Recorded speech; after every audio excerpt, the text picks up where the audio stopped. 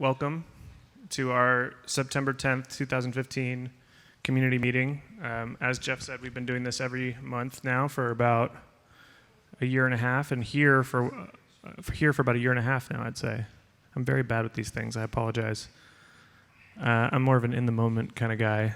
And in that vein, we're going to start off with a little meditation, or however you want to think about it, a centering activity, a grounding, a moment to breathe together. So if you can, let's all find somewhere to sit. It doesn't have to be your permanent location.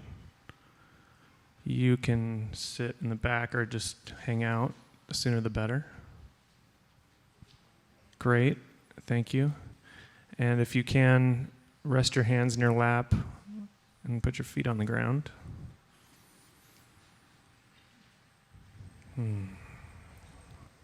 Now, the thing that came to my mind when I was thinking about this about 2 hours ago is to really feel the love in this moment and to connect with that love inside of us that helps us be optimistic and working together. So if you can think of something or someone or a feeling or a dessert that you really love, and just really experience the feelings that come along with it as we breathe for a few breaths here together.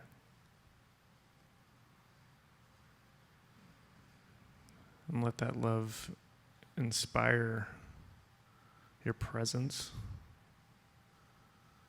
And then let it help your earlier day go.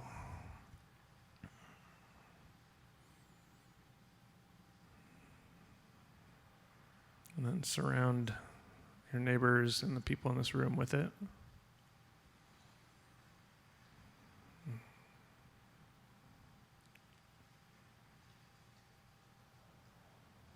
Thank you. It's great to see you all. A lot of familiar faces and a lot of new ones. Thank you all for coming. We've got a pretty packed agenda, so I'm not going to spend too long yammering at the front of this meeting, but you got a little card on your seat, and if you don't have one, there's a couple extras up front. So if you take that card, and some of you who were here last month know about the Optimist Daily. If you weren't, you can check it out online. There's a little video about me explaining it. But if you take this card and face it towards me and then fold it in half, you'll notice that it turns into a little computer. And that's a reminder that the Optimist Daily is something you should read as soon as you open your computer every day. It's a series of 5 articles that are free, and it's a reminder of the things that are working and going well in the world, because it's important to mix that in with all the atrocious and horrifying stories and the stories that, the media that's obsessed with the rise of American fascism and all that. Let's stay focused on the things that are working. So if you haven't, please do check out the website. It's our website, worldbusiness.org/optimist. And there's a little video explaining the service, and you can sign up there, and I recommend it for everyone. I read it every day. So the quick agenda we're going to show you, and this will stay up if you want to remember everyone's name. But there's a guy I want to talk about briefly here at the beginning who is our new director of communications. And his name is Dan Molina. Many of you will recognize him from NBC News and NBC Nightly News and the Today Show. What we've needed for a long time is a news guy with gravitas. And we've been thinking that and holding that intention, or newswoman, we were open. But Dan showed up in our lives and is the kind of guy who can see a complicated situation, ask a bunch of good and frequently tough questions, and then synthesize it and go on the air and stand up and do a report. Our plans for him are many, but they start with a communication strategy around our SBR3 goals and our plan. There's a press release on the seat that you probably have if you're not sitting on it. And we'll talk a little bit more about that in a minute, but at first I want to introduce Dan and just have him give his overall thoughts on the situation here. Dan Well, Dan, why don't you come up and give a little bit of your background so I don't have to read this whole thing. Come on up. Dan Molina.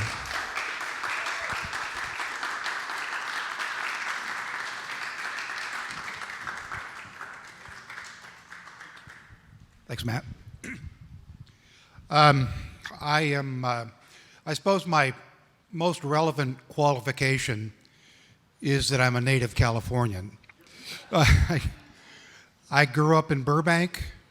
My father was in the motion picture business, cameraman for Warner Brothers.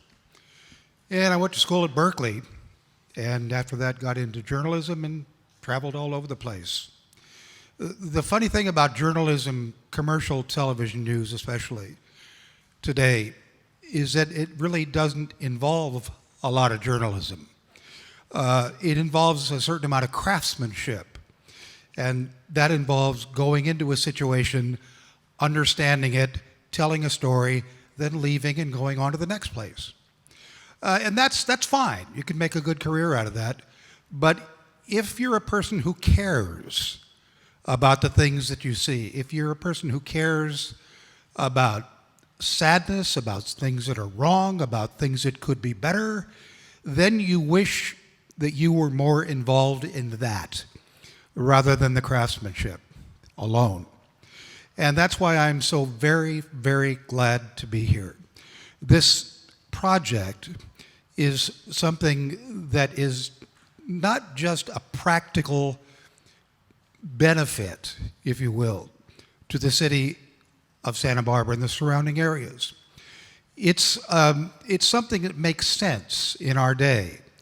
It's something that talks of a leap forward in thinking to where we see what we need to do and we find the way to do it correctly. And that's what's going on here. And that's why I am so very glad that just in the short time I've been here, I've seen what a powerful organization World Business Academy is, and all of its associates, all of you.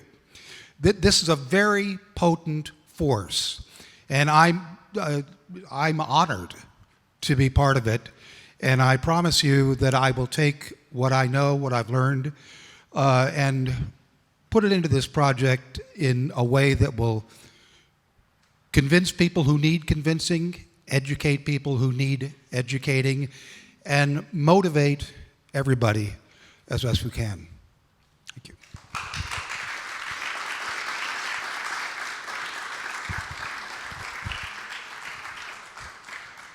So I got some feedback recently that I always forget to introduce myself. I apologize. I'm Matt Renner. I'm the executive director of the World Business Academy. This is a small group of very committed people, as Dan so eloquently pointed out. Thank you, Dan. Some of Dan's stories that I wanted to I didn't think he'd tell you them all, so I have a list, including revolutionary movements that he covered throughout Central and South America, U.S. military actions in Panama and Grenada, the entirety of the Falklands War in Argentina, and other things including the Exxon Valdez oil spill, the death of Emperor Hirohito in Japan, a bunch of other conflicts, and one that you may remember from a while back, which is the NASA tragedies, including the Challenger in Colombia. So Dan knows what he's talking about, and hopefully we're going to have his voice announcing a successful moonshot here over the next 10 years. Thank you. So we do some very wonky things at the Academy, and we're not going to give you too many of the details because it's hot and I don't want anyone to actually fall asleep.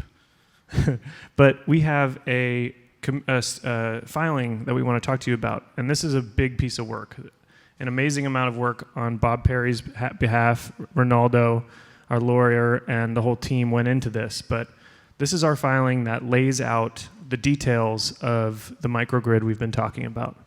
And we filed this before the California Public Utilities Commission in order to get them convinced that there's a better way to do energy in Santa Barbara and to fix our reliability issue that we've talked so much about by creating a local microgrid. We even outline where we would start, all the pieces, all the components with a lot of numbers and a lot of detail. This is a huge, stunning, in fact, when you actually read the whole thing in the amount of detail that we were able to put this together with our small team. So please do let me know if you would like a digital copy of this.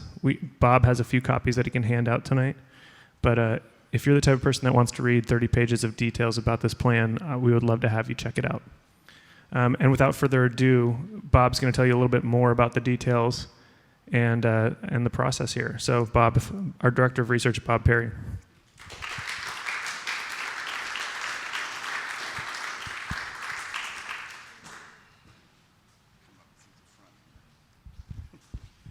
Hi, everybody. So I'm not going to get down into the weeds on this document because then I'd be here all night. But basically, this hearing, this docket that we filed this document in, will basically set policy for how a microgrid will be built here and throughout the state. So at a policy level, this is a very important venue which to make our case and kind of plow the road for the time that we start building distributed energy in Santa Barbara. And so the main objective of what our comments were was on July 1st, Southern California Edison filed its proposed plan, how it would do it, or how it proposes to build distributed energy. And so everybody who's party to this hearing will review that. There were plans filed by PG&E and San Diego Gas and Electric, but our filing focuses on SCE because SCE controls where we live. And so basically, the first part, we restated our case concerning the transmission issues facing this area. We cited all the quotes from Southern California Edison saying how bad it would be if the transmission lines fail. We basically said to the group, said to the commission and the other parties, we got a problem here, a bad problem. And so then I went through their plan, and wherever Southern California Edison talked about the importance of energy reliability, energy resiliency, energy safety, I said, well, that's great. We got a real problem here. You think this is important? Well, we're going to take you at your word. We got a real problem here, and this needs to be made a priority. And then having done that, then we say, we can do this here, we can build a microgrid, and then we laid out our plan in light of their proposed plan. We laid out how we can develop distributed energy in Santa Barbara, and part of the requirements of the plan was there has to be a demonstration project, and one of those demonstration projects is a microgrid project. And so the overall thrust of our document is to say, you've got an area here which is in bad shape. There's a big need for distributed energy. Let's make Santa Barbara the demonstration project. And there's a benefit that comes with that because as a demonstration project that helps build a template for other projects, the state gives allowances for costs and such like and things like that. So I think we did a really good job, and I invite everybody to read through it. And I think we've put Santa Barbara on the map with respect to this type of policy, and we're going to continue to push and to advocate that resolving the energy issues here becomes a real priority for both the Commission and Southern California Edison. I think we made a good step in that direction.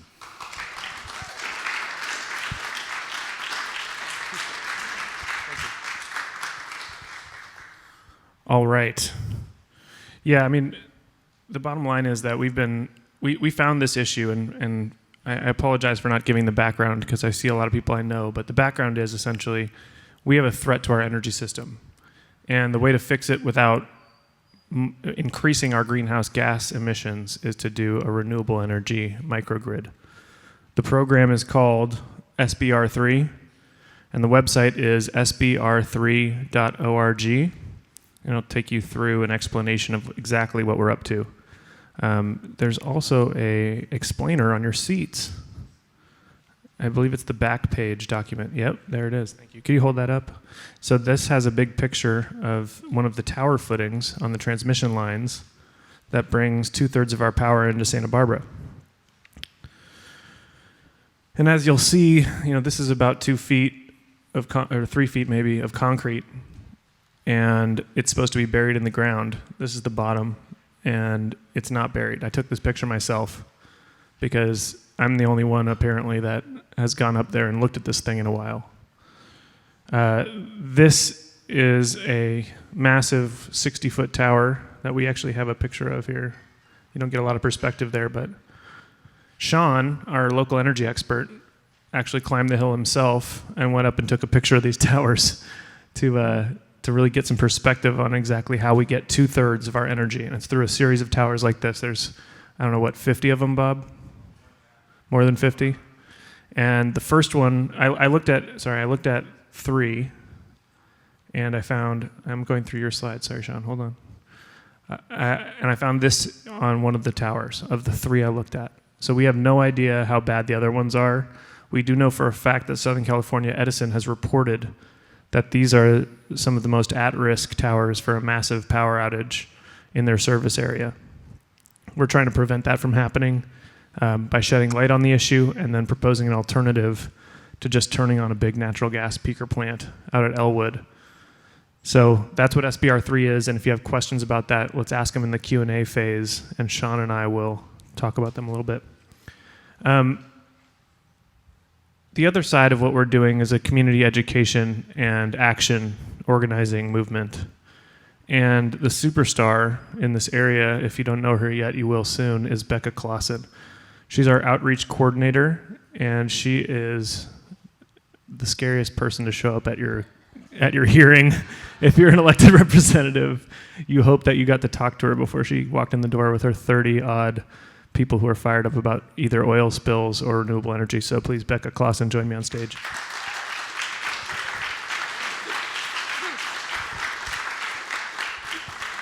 Thanks, Matt. Yeah, thank you. All right, so who has had enough heat the last few days? I have too. Who's ready to turn up the heat on these decision makers who get to set our energy and climate policies? Yeah! We're going to do it. Okay, so I wanted to start with some local updates. Goleta City Council voted to support the Community Choice Energy Program, meaning that they will participate in the program. That's great news. Thanks to everybody here who showed up for that last week. Our County Board of Supervisors voted to send a letter of opposition to that scary Phillips 66 rail spur project that might still bring millions of gallons of toxic explosive crude through our communities by rail. But the movement around that issue is building, and community by community all around the state have signed these letters of opposition. So the national organizers in charge feel really hopeful that we can stop this thing. Wouldn't that be great? Speaking of trains, do you hear that? Statewide updates. Raise your hand if you've heard of Senate Bill 350. It's gotten quite a bit of news lately. Okay. So I just wanted to explain kind of the original intent of Senate Bill 350 was to do 3 things by increments of 50%. One was to increase the renewable portfolio standard of the state by 50% by 2030. Up to 50% by 2030. The second thing was to increase energy efficiency in buildings by 50% by 50% by 2030. And the last thing was to reduce petroleum consumption by 50% by 2030. So the whole bill was trying to do a lot. And we were super stoked to have Doss Williams, our local assembly member, championing that cause. Now, some complications happened last week. You know the saying, the sausage-making machine that is legislation. The utilities from San Diego area introduced an amendment that would actually undermine the ability of community choice energy programs to be cost competitive. That caused a big upheaval statewide, and groups got our legislative heroes to agree to change those amendments again. And we think that it's going to end up being something worthy of support, and we should know like next week or something. And stay tuned for a request to sign a letter of support next week about Senate Bill 350, because it could be really great to have our renewable portfolio standard increased to 50% by 2030. That would be a huge indicator for renewable energy markets that this is the path forward. So stay tuned on that. A slightly less great update is last month I talked about the statewide water contamination scandal, where over 2,000 water or injection wells have been illegally contaminated with oil wastewater. Last Friday, it was released through the media that Governor Brown was warned in 2011 by two of his top regulatory officials that by allowing the oil industry to treat or to inject wastewater the way the oil industry wanted to, that he would jeopardize our groundwater system. The next day, he fired them. Yes, true story. One of the his name was Derek Chernow, and he was replaced by Mark Nekadum, who recently resigned after the wastewater injection scandal was revealed back in January. So there's going to be a lot of action around that statewide, people trying to call more attention to the fact that not only are our crops being irrigated with oil wastewater right now, but this oil wastewater is being injected illegally into federally protected groundwater. So I'd happily engage you guys in those actions to draw more attention and to stop that practice. All right, so some next steps. Our Board of Supervisors will hopefully be hearing our local transmission line issue in October or early November. We are asking our Board of Supervisors to send a letter to the Public Utilities Commission, asking them to treat our transmission crisis like a priority. So we're going to be asking all of you to turn out to that Board of Supervisors hearing, and also we'll be circulating a petition about that issue, asking for the Public Utilities Commission to prioritize Santa Barbara and to build a 100% renewable microgrid system here. Also, a really great piece of news is that the UCSB students are really getting fired up about this issue and looking to partner with the World Business Academy in creating a 100% renewable microgrid out at UCSB. They would be the first 100% renewable microgrid. Great, thank you guys so much. And stay tuned for some emails and requests for petition signatures. And thank you all so much for joining us in this movement. Thank you.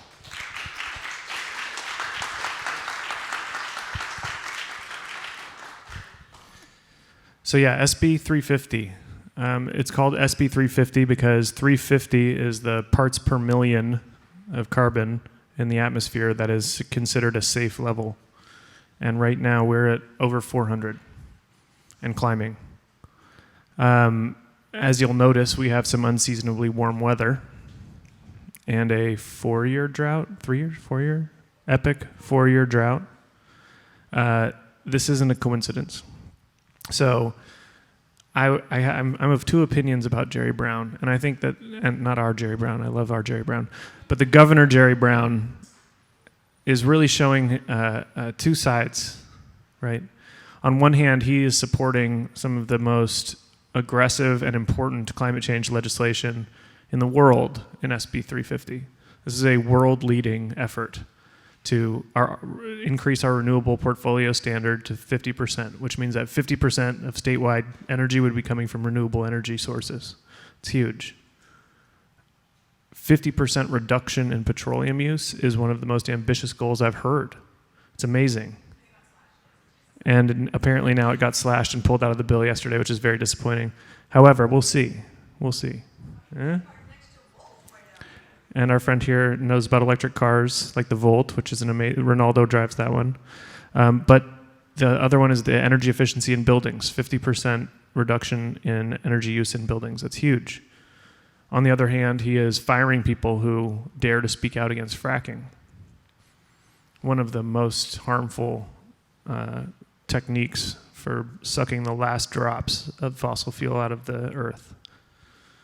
And I think that's a metaphor for the paradigm that we're in right now. And it's very uncomfortable. And it's a huge challenge. And we don't know how which one we're going to go to next, right? So we're in between paradigms. We're leaving the fossil fuel paradigm, we have to. We're trying to bring the world with us.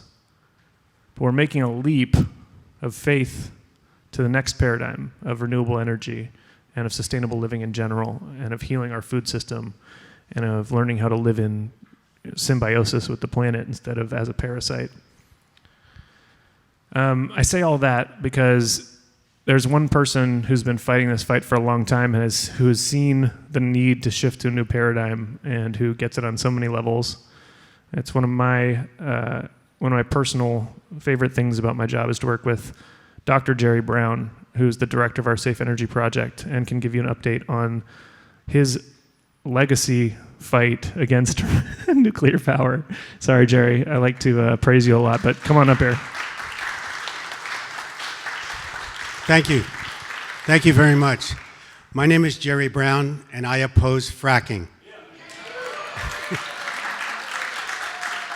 Dan, you may quote me on that. As some of you may know, during the late 60s, I worked very closely with Cesar Chavez as the coordinator of the first farm workers' grape boycott. And on September 26th, Julie and I are driving to Delano, California for the 50th anniversary of this grape boycott, where we're going to join about 1,000 people who were very engaged at a core level of this. To me, this is both exhilarating and terrifying. It's exhilarating to have been part of a movement that is still reverberating through the Americas, the impact that it has and continues to have. It's terrifying to think that this last 50 years went by like a wink of the eye. I hope when I come back that I can give you a full report about that and maybe draw some lessons from the farm workers movement to the safe energy movement.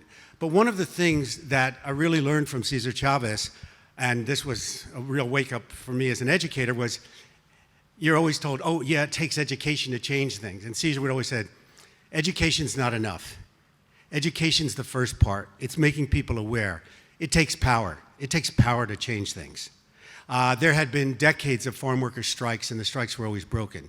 The power that the farm workers had was the Great Boycott. That was when they finally had power. And for our movement, the power that we have is renewable energy. We have, as Bucky Fuller said, don't fight with the opposition, build a better model, and everyone will come to it, and the conversation will be over. And that's what we're trying to do here. And that's what you're going to hear, you've heard a lot about tonight in SBR 3, and our Powering Paradise program, which you're going to hear about next, is a way that you can take this power into your own individual hands right now, today, starting this evening. What am I doing, honey? Oh, I'm popping the mic. Thank you. Thank you. In terms of Diablo Canyon, we have two main levers of power that we're working at to try to close down this nuclear plant, which has recently again been described as the most dangerous nuclear plant in the world because of sitting on 13 earthquake faults. One of them is the Once Through Cooling campaign. And this means that Diablo Canyon is in violation of a state law that says you can't pull in water from the ocean. They pull in 2.5 billion gallons a day, put it back out 20 degrees hotter, and they do that every day. It's against the law that was passed in 2010, but PG&E, through its lobbying power, was able to get an exemption. Right now, the Water Board is coming to make a final decision on if they're going to continue to give them an exemption or if they're really going to enforce the law. And last year, about this time, we geared up a campaign that helped send 10,000 letters to the Water Board and really move the needle on this in our direction. And I know many of you participated in that. And one of our number, Nancy Black, was very instrumental in helping design that. I took Nancy, and I remember it was not so long ago, I stood before this group and I said, hey, we need some money to help bring Nancy Black on to work on this project. And boom, the money materialized. So then after that, I took her up to a statewide anti-nuclear convention in San Luis Obispo, hosted by the Mothers for Peace. And they saw what Nancy had done, and just recently, Friends of the Earth, which really pushed this campaign out into the whole country, hired her to do this for the entire nation, and will be very involved with that. So that decision is coming back down around. The staff of the Water Board is going to make a policy recommendation, and that's the time when we're going to be coming back to you for letters. And if you can do anything at that time when those emails come out from us, from the World Business Academy, get those letters out, because we really understand the Water Board is leaning in our direction, and these kinds of letters give them the political cover to make the right decision. The other lever that we have, and I'm not going to go into too much detail, is the case that Friends of the Earth brought before the Court of Appeals to say Diablo Canyon, by admission of their own internal senior director of safety, is in violation of its license. It was never designed to withstand the kind of earthquakes to which it could be subject. The NRC is doing nothing about this, and so Friends of the Earth took it to federal court. We raised a little money to do a Friends of the Court brief, but what happened was the court said, well, kick it back. We want to see if the NRC is going to do anything on this, exhaust your remedies. The NRC, again, ignored it. So this case is coming around, and this is really important because they have the ability, this court, to shut Diablo down or make them come into compliance, which they never could. They could never bring it into, it's the U.S. District Court of Appeals in Washington, D.C. So if you think these struggles are hard, sometimes they are, but we're moving in the right direction. And I'd like to close with another phrase I learned from the farm workers, which Obama liked a lot. Si se puede, yes, it can be done. Thank you very much.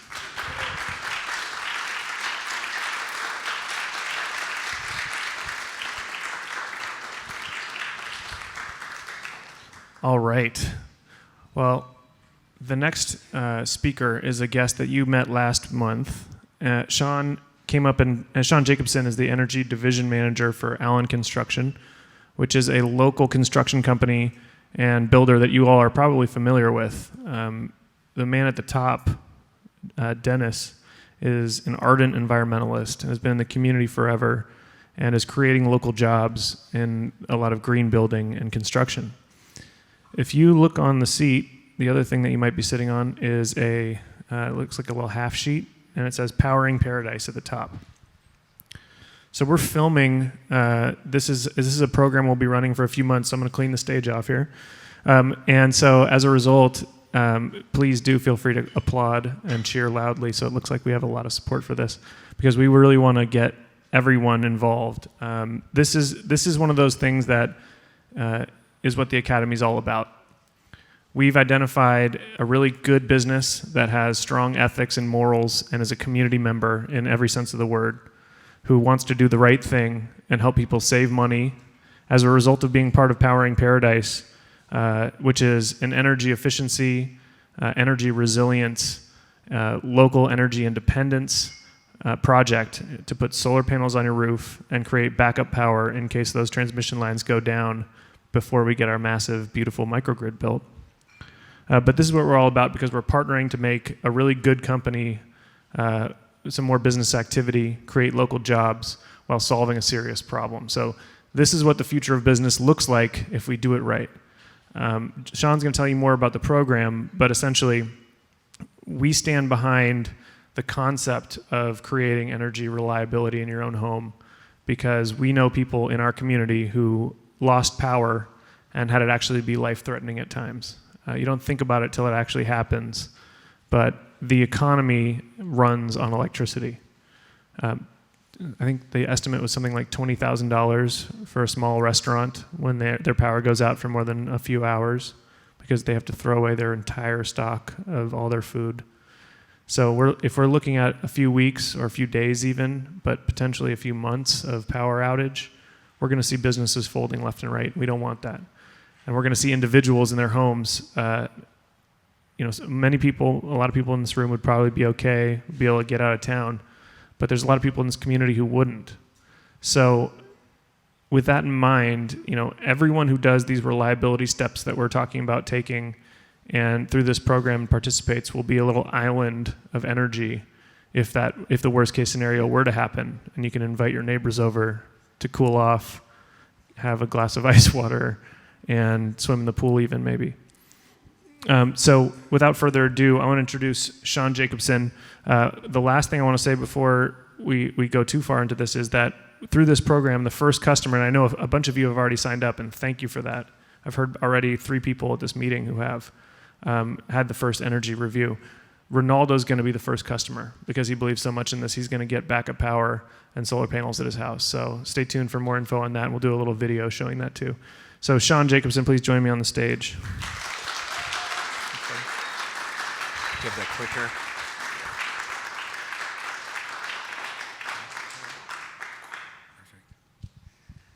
Hello. That was a wonderful introduction, and it's such an honor to be on stage here after hearing from all of you, extremely inspiring individuals. The more I come to these meetings, last meeting was inspirational, and now I want to even volunteer more of my time if I had it. So it's really a pleasure as a business manager, as a member of the community, to be a part of this program and to actually build my time for it and to be able to work with a nonprofit in a way that's sustainable for everybody and provide those resources. So I think it's a fantastic partnership. I'm equally I feel blessed that you guys chose us to work with you on the program, and I do want to thank Dennis. I guess he's not in the room tonight, but he does come quite frequently, for the work that he's done in the community for the last 30 years to bring code and green building and what we should be doing for buildings to use less energy, to be less toxic to our own environment as well as the environment by choosing resources wisely. We're still doing that. And as part of the division, the energy division, we really got started in this kind of focus, Allen Energy, to really focus on the energy crisis that we're in, the climate crisis, the shifting of our energy sources, and it's a pleasure to manage the division. I do want to introduce actually Robert Kaiser. Can you stand up real quick? Robert is one of our installers. He's actually a project supervisor. So Robert and I share some history that we've both been building solar power and bringing renewable energy to Santa Barbara for about 10 years. So it's been a long haul. I was on the roof with him today in Ojai. It was really hot. And so it's not easy work, but it does really do an amazing economic, we have jobs, we have families, and there's hundreds of people out there that depend on the renewable energy and solar industry to provide. So a big part of this program is sustaining that and building that. So it's my introduction. Sean Jacobson, Allen Energy. So here's my agenda. What I want to do is kind of go through some of the technicalities of what products are out there, the technology that's out there. It's going to be brief on these items, so I do recommend if you are interested to do an in-house consultation. Probably won't be me, it'll be one of our consultants, but if you really want to work with me, let me know. I can come with them and kind of pair up. So we'll start with Santa Barbara energy sources and what would I say there, grid reliability. So that picture I took, I drive from Ojai to Santa Barbara maybe 2 or 3 times a week. I also work out of a Ventura office. And I didn't know until my conversation with Bob about that transmission line. I've been in the industry for over 10 years, and I knew there was issues with our grid and our reliability, and as a geographer, I've always wanted to create the maps that Bob created. And when he showed me the maps and he showed me the data that's now available by Edison, where you can see the transmission lines, it really sparked something that, for me in my career, I haven't been that sparked in a long time. And what happened in the solar industry over the last few years is it really went to a business. It's sell you power, it's financials, it's return on investment. It's a wonderful thing. Going to talk about that a little bit. But I got into this industry to get rid of fossil fuels. I got in this industry to get rid of coal, natural gas, and any toxic energy source that's going to ruin my future kids' planet. That's why I'm here. I almost have tears coming to my eyes.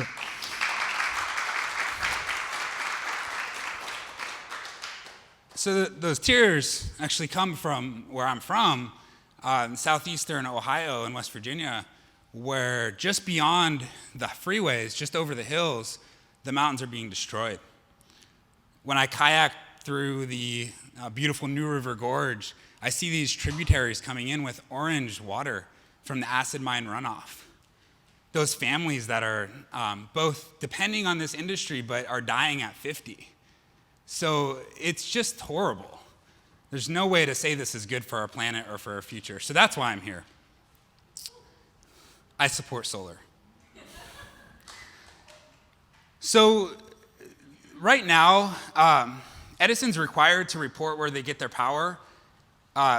They don't have the 2014 yet, and thanks to the World Business Academy, you can't really see it here, but nuclear right now, I think it was 6%.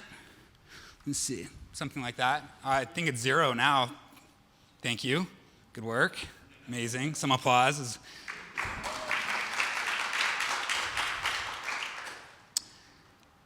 So where is that power coming from? Does anybody know? Show of hands, like locally. Do you know, Bob, like what the biggest power plant closest to us is? The facility at Mandalay Bay, which is a natural gas facility in Oxnard. Natural gas. We just talked about what natural gas does to our aquifer. All right? We know what fossil fuels do to our climate. And without nuclear, most of our power is coming from natural gas. And it's coming over that transmission line that might fall over if there's a huge storm. So the idea of local energy sources of grid reliability isn't some moonshot. I'm sorry to say that. This is reality. This is here. We've been doing it for 10 years, and we can do this. You know, the numbers will come. We'll be able to know how much do we need, how much storage. So the Energy Moonshot, the SBR3 program, it's going to make it happen. I'm right there with you guys in this program. And that is a picture before of Mandalay Bay. So here is the grid. If you ever do drive to Ojai, you can see the transmission line. You know, stop, pull over, be safe. It's a dangerous road. Probably shouldn't walk past the barbed wire fences to take pictures. I've got a ton of pictures I can send you other than that one. So, do we want this in Goleta is the question I pose. No. Well, does anybody want this in Goleta? I mean, just, I'm being fair, like, no?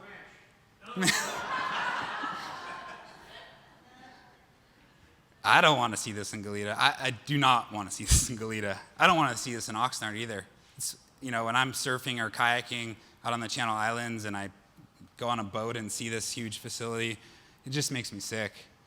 But it is providing our power right now, so to give thanks for that until we make a transition. How many people want to see this here? This is the county jail. It's a megawatt solar project on the hillside. I can't believe this got through the county permitting process so quickly. I think there's probably people that don't want to see this here, and I respect that. But the question I pose is, which one is better? The not in my backyard scenario. Which one do you want to see? Solar.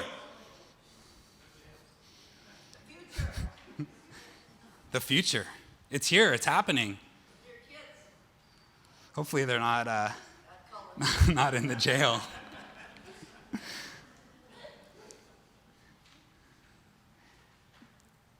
So this is also here.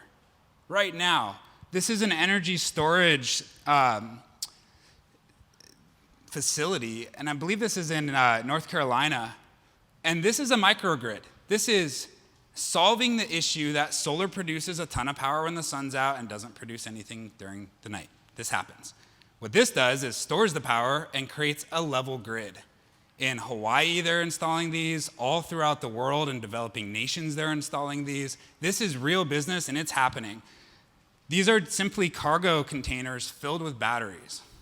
They're managed. They've got air conditioning systems. It can happen.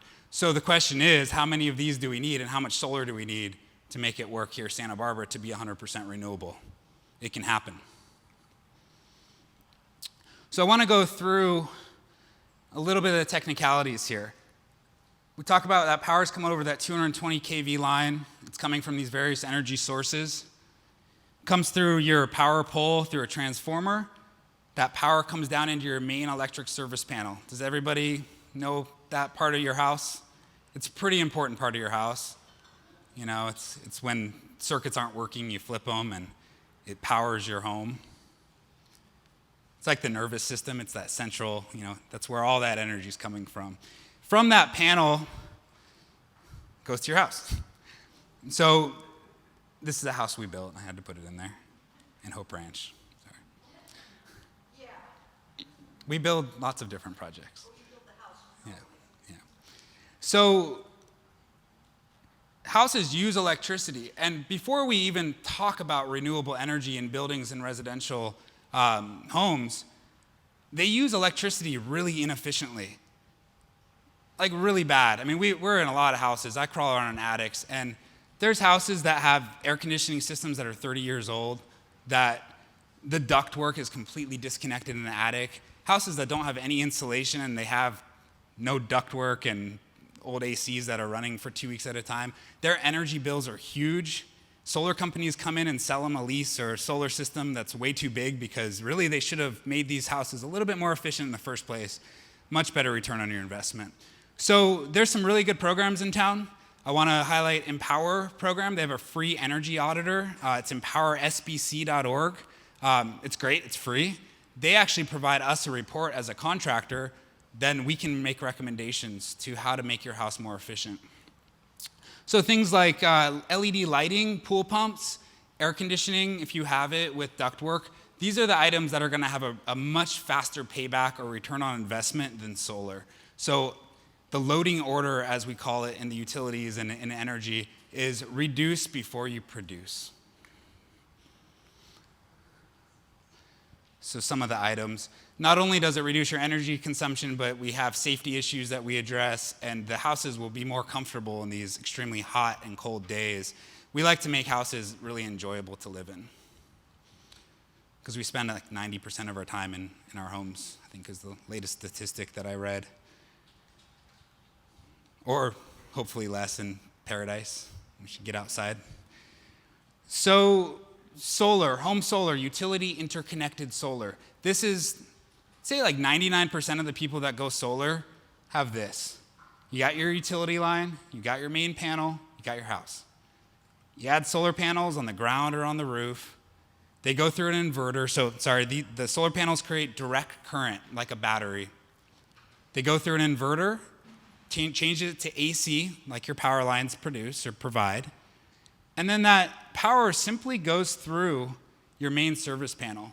And what happens is it feeds your house, and if you're making more solar than you're consuming, it goes back to the grid, and you get credit for that power that you produce. And that's an annual cycle. So in the summertime, you overproduce, you get credits for the wintertime.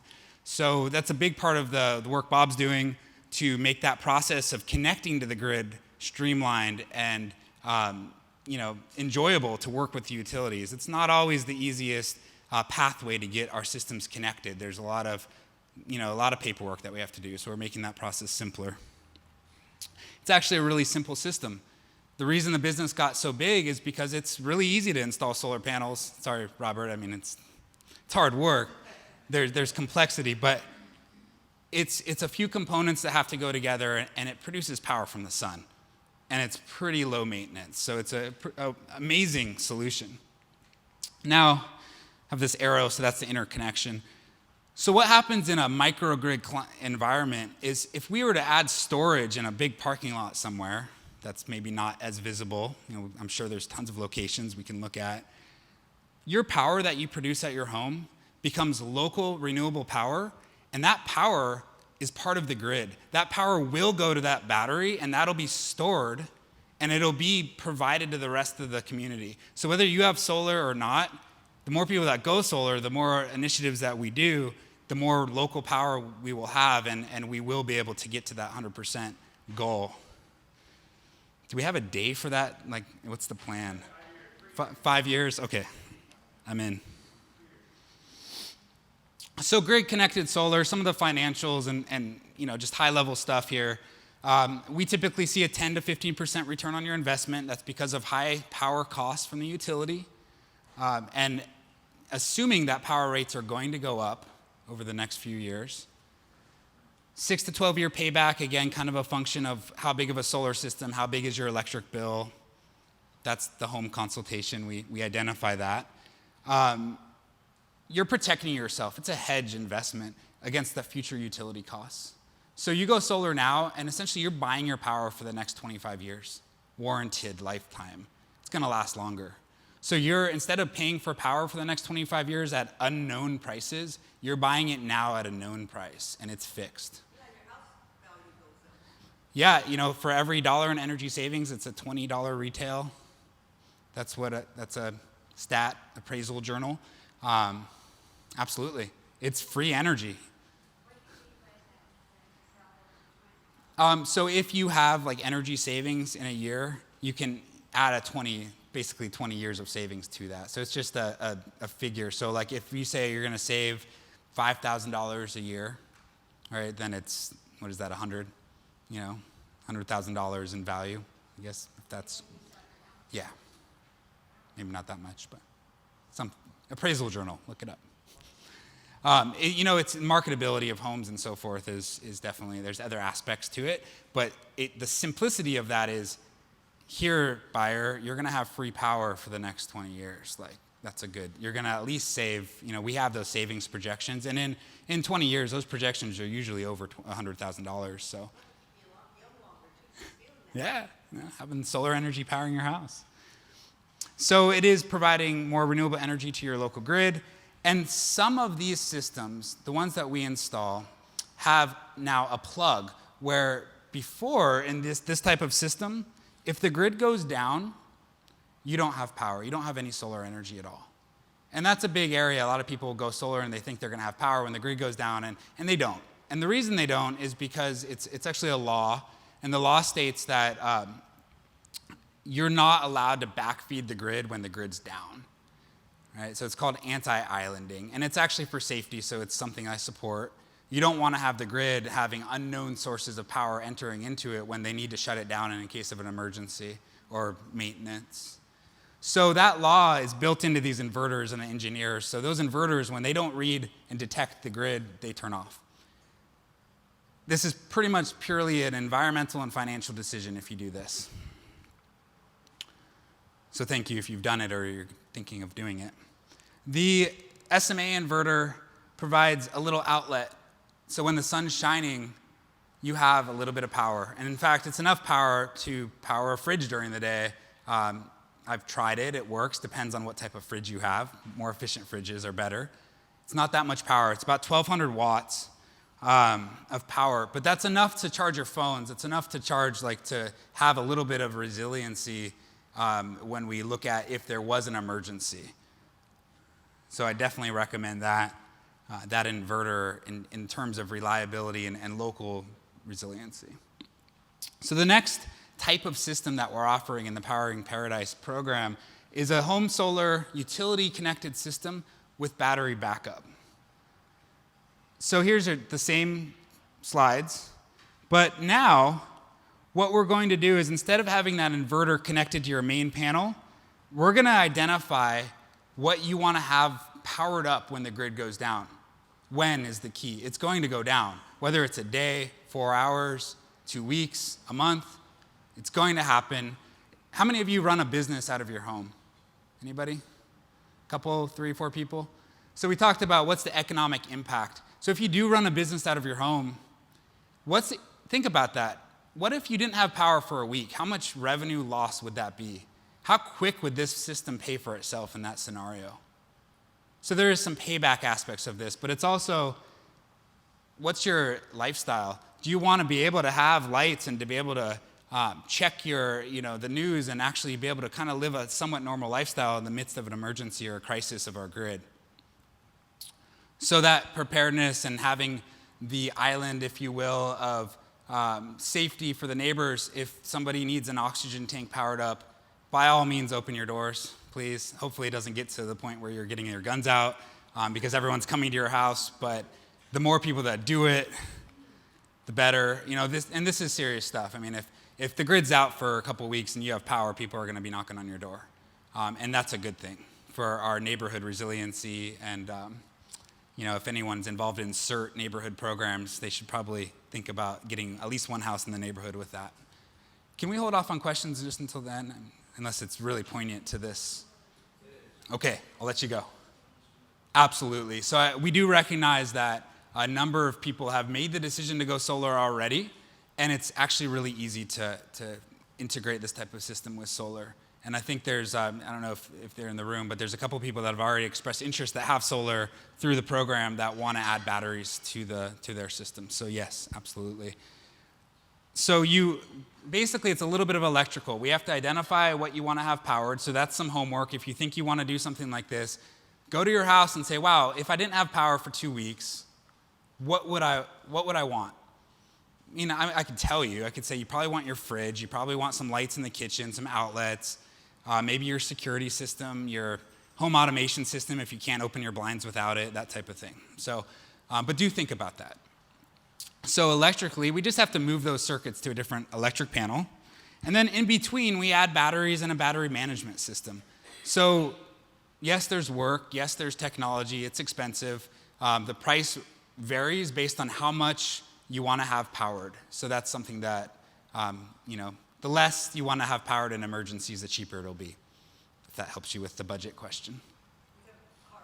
Yes. So if you don't have solar for like 3 or 4 days, then you might want to add a generator to the system. So this system will, if sized correctly, will pretty much let you have power forever to those critical loads until those batteries go bad or something happens in 10 years.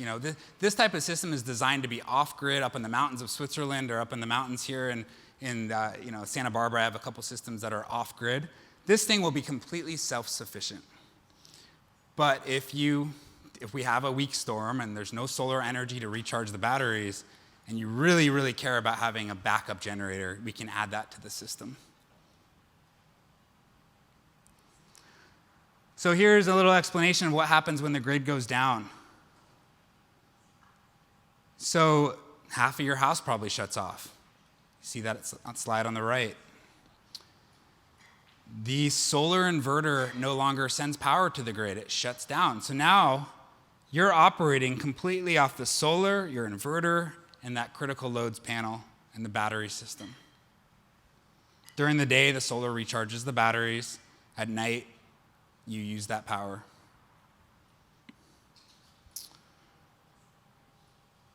There is a 30% federal tax credit for the whole system for solar. Talk to your tax advisor about this. I do have a document that IRS filed a potential dual use. So if you don't power your batteries completely from solar, they could ask questions. It's some work that we ought to do a little bit more research on in regards to the tax credit. Just want to make sure that you're going to be able to get that and not have any issues with the IRS. But in terms of the solar, just solar only, absolutely. Solar with batteries, absolutely. It's just you might not get a full 30% on the battery portion. You can talk to me more about that later. They might start asking questions. Oh, no question. So let's say maybe you have solar, maybe you don't have solar, maybe you want to get battery backup, maybe you don't. If you really care about resiliency and having power when the grid goes down, the cheapest solution, and I would say the very simple solution, is to install a backup generator. And I highlighted Generac because they make a really nice off-the-shelf generator. They're pretty big, they're pretty noisy, there's issues with zoning, so if you live in a place that you can't, we have to look at that as part of our assessment process. They're for backup, so they're not on that much. It's when the grid goes down, they turn on. They're powered by natural gas or propane. So that's just something to put out there, that we're not getting rid of fossil fuels in this scenario. But that does provide you with backup power. So, same type of critical load scenario. And one thing just to mention is if the grid goes down electrically, we probably still have gas. But if there's an earthquake and the gas line had to get shut down for some reason, you still might not have power. With solar, you're completely good. And the propane tank will run out eventually, depending on how big of a tank you have. So one of the last items I wanted just to mention is solar hot water. There's some great tax credits. Gas, electric savings are there. If your water's heated by electricity, you're going to save a ton of money by going with solar hot water. If it's heated by gas, it's actually really cheap.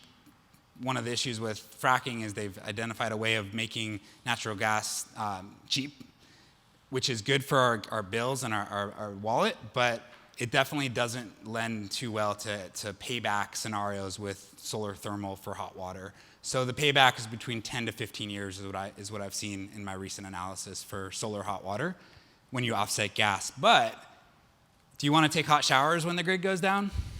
You would have hot showers in this type of scenario. So it's one of a few collectors that we use. So this is solar energy. It's just capturing the heat from the sun and turning it into hot water, and we can use that for our hot water uses in our home. So the Powering Paradise program, Matt kind of eloquently introduced it. There are the cards here that talk a little bit more about the program. It's a group discount. So the idea is that traditionally in January, Q1, it's pretty slow for solar installers because everyone wants to get their system installed for the tax credit at the end of the year. And it's also kind of just this period of time. People stop buying things in November and December. So for me to keep my guys busy, this is kind of a gesture of, we'll give a 10% discount. Let's get people to sign up by the end of the year so we know how many people we have. But then that also allows me to have a little bit less margins because I'd rather have work for my guys during these slow times than no work at all. And then also, we do care about the community. So part of this is that we're giving back out of our marketing budget to the Business Academy as part of this program, allowing me to speak, allowing me to be part of this as a business partner. 10% of that project goes back to the Business Academy, 10% discount to you. It's a good deal. So, we really hope to see you. I definitely will probably be busy. Hopefully we'll be really busy. If that camera, that video gets out there to the whole community, call us. Actually call the Business Academy first, and they'll ask a few questions, and then we'll follow up. And what will happen is we're going to come out and just do a really non-biased consultation. We're going to look at what's happening at your house, what your needs are, and recommend solutions. So thank you.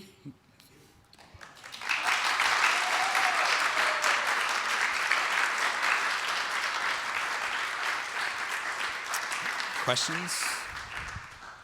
Yeah, so as Sean said, this is a way to save money, get one of the top construction companies in the area, and also support the academy. So we hope to make this a real win for everyone. Sorry? And feel really good while doing something good for the planet and your local community. So thank you, Sean, for your overview here, and we want to take a few questions. So if you have a burning question, yes, Spencer. I first have a correction.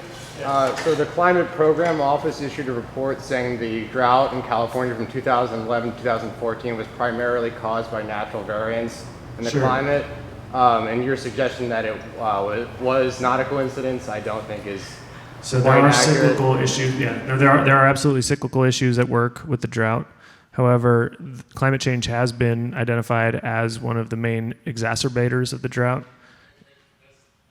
I will show you. I'm going to show it you on my phone right after this that I'm right. But thank you. I appreciate the challenge. Yes. The emphasis on the resilience of the grid and grid failure, is that kind of a new strategy, like a marketing strategy for this, as opposed Sure. to typically marketing it just as a, an economic investment? Let's or- ask the biggest energy nerd I know. Because I guess just to me, it's not the most obvious thing I would think of as why somebody would get solar. Like, I just don't have this notion that like the grid's gonna fail and my family's gonna starve, and Right. maybe it's effective. I don't know. Honestly, we weren't looking for this. We've been working on renewable microgrids for a long time here, and I appreciate the question so I can answer it. The bottom line is that we found this in a report from Southern California Edison that identified this area, which is at the very end of the grid, as the most at-risk community for a major blackout in its service territory. And we're a very unique community, both geographically isolated at the very end of basically a long, what's this thing called? Extension cord. And our extension cord was built 60, 70 years ago. So we're working on old crumbling infrastructure. And much like the rest of the country, that infrastructure is not getting addressed and fixed the way it needs to be. As you'll notice as a resident here, the local distribution grid goes out all the time. There have been 4 blackouts this year that have resulted in huge losses economically. You can't keep the movie theater going in a community that relies on tourism. So the grid and the neglect of the grid is obvious. The thing we've identified is terrifying, and it's not to manipulate. That's the last thing that we're about. I'll show you the pictures myself. We didn't even realize how bad this was until we went up on the hill and looked at it. And Edison, in their own words, said that this could be the kind of thing where they could keep a few of the critical facilities going, but that's not going to leave a lot of power for the rest of us. But Sean's new to this, so I would like to hear Sean's response also. Thank you. Thanks, Matt. Matt told me something yesterday that was new to me as well. I like news. Doss Williams mentioned to Matt in passing that the utility lines actually get shut down during fires because of smoke, because smoke actually can cause arcs in the lines. So it might not even be that the fire burns the lines down, but it's that they have to shut it down because of safety of the lines to protect it. So we are not by any means looking at this as this extravagant marketing opportunity. Where I came into solar, my mom actually, when I was in high school, worked for Homeland Security through the local health department, and this was about 15 years ago that she got the health department to get batteries and solar to provide power to the community if the grid goes down, to keep the medicine supplies cool. So this idea that this is some marketing aspect or a fear mongering, that preparedness type deal, is just not true.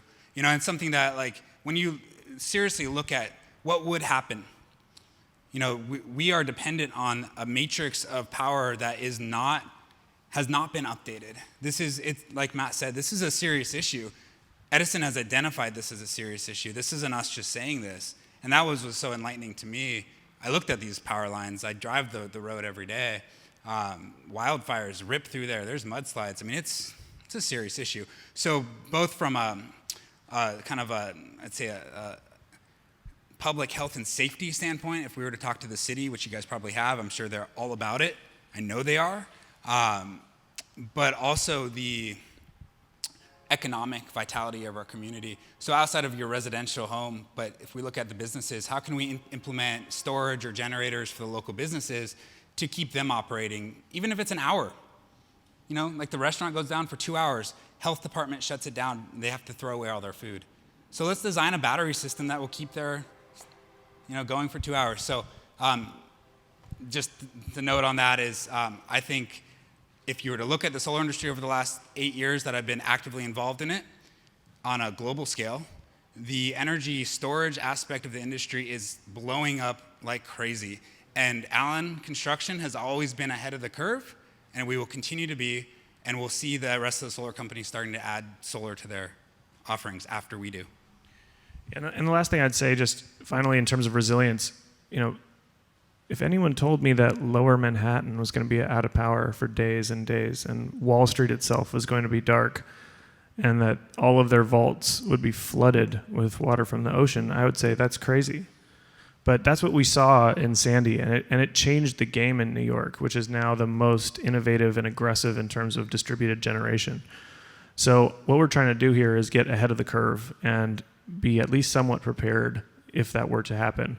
I mean, the new realities that we're dealing with climate change, causing major droughts, causing massive destabilizations and wars even in Syria, we're looking at a new reality. And like I said, we're between paradigms, and I would like to hop to the next paradigm, not fall and careen towards it. So, sorry, there was another question. Yeah, so the question was, if you were off-grid, to what level can we provide power to the house? Homes have a lot of different appliances. I've looked at a lot of homes. And so if you have a shop, like a wood shop in your garage, probably not going to be providing power to that. Your pool pump, probably not. It would suck the batteries pretty quick. So you have to look at what are the appliances that use the most amount of energy. Are they critical or not? If they are critical, we need to add a lot of batteries. So it's limitless. We could power your entire estate off of solar and batteries with a couple of those big battery containers and a bunch of solar panels. Absolutely possible. So it's really just about cost, about critical loads, about your intention and your goals. I think that some of that feasibility, like right now I'm focusing on the residential aspect of it, and I've been in the residential market, a little bit of commercial in my career. Determining the size, determining the viability is part of the program, part of why we're supporting the program. So I'll let Matt talk to that too. So the SBR3 program, and I'd like to hear Bob's input on this too, Bob, but the storage component is critical, and it's I personally don't want to see fields and fields of lithium-ion batteries. There's a few technologies that we're really interested in, including something called a flow battery, which uses big storage tanks full of a liquid that run through a membrane and create electricity, and can function as a battery, but they look and feel a lot like a fuel cell. Other storage opportunities that we'll be pioneering include potential long-term storage as hydrogen gas, as the electrolysis or the splitting of water into hydrogen and oxygen becomes more and more efficient and more cost-effective. But the interplay between solar and batteries is really good on an individual level, and we think if we scale that up a few degrees, we're going to really be able to make this work at a community level also. Since it works at home, we can scale it up, and I don't think we're going to see downtown State Street covered in lithium-ion battery parking lots or anything. So I'm not too concerned about it, but we do have our distributed resource plan that if you're really interested in the nitty-gritty, and also Bob Perry can talk you through some of that too. So what I didn't talk about was new technology coming on board where your storage at your house is not just for backup. It actually works with the grid, and there's incentives that are getting kind of ironed out right now that would allow your storage system to actually provide power back to the grid at night and be a part of the grid. So there's also EV to grid, so your electric vehicle. This technology that's coming, but it's a little ways out. But all the technology that's being implemented now by our company and other companies is future-proof for that type of technology. Really just a computer issue. So. Jerry. Yeah, so Jerry's question is, if you want to switch to solar, you might not have the cash out just to pay for it. There are a number of financing solutions that are out there. The question was, if you switch to solar and go with a financing solution, will you be cash flow positive, right? Will your monthly payment, your electric bill, reduce so much that you can have savings in your electric bill and pay the loan and still have monthly savings? And the answer is 80% yes. If you have a really low electric bill, it's pretty hard to pencil that out. But if bills are over $70, $75, $80, $100, then it starts to pencil. And if you hear radio ads on, with solar leasing companies and power purchase providers, they usually disqualify you pretty quick if you have a bill less than $75 because it doesn't pencil out, right? But you still are a great candidate for solar if you buy it yourself or if you feel like you want to do it for environmental reasons. But the immediate payback doesn't show cash flow positive. Does that answer your question? So with that, I want to thank our guest, Sean, and all of you for coming out tonight. It's a pleasure and an honor. And we'll see you next month.